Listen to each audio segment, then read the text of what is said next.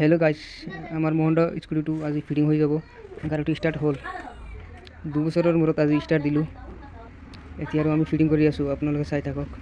আৰু আমাৰ ভিডিঅ'টো ভাল লাগিলে আপোনালোকে শ্বেয়াৰ এটা মাৰি দিব, যাতে বাইক মেকাৰৰ হাতত যায় আৰু কাষ্টমাৰৰ হাতত যায়। যেনে আপোনালোকে শ্বেয়াৰ কৰি দিব, পাৰিলে এটা লাইক কৰি দিব।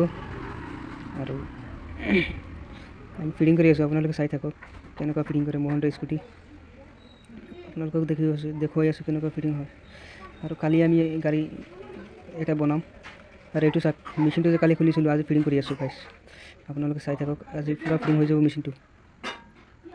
হেল্ল' গাইছ, মেচিনটো চাই থাকক, আমি মেচিনটো ফিটিং কৰি আছোঁ গাইছ। মেচিনটো কালি দি গৈছিলোঁ কাষ্টমাৰ এটা, আজি ফিটিং কৰি আছোঁ। মেচিনটো বহুত ভাল মেচিন আছিলে, কিন্তু বিয়াৰিংটো বেয়া হৈ গ'ল গাইছ। হেল্ল' গাইছ, এইয়া চাওক গাড়ীটো ষ্টাৰ্ট হৈ গ'ল, মহন্তৰ গাড়ীটো।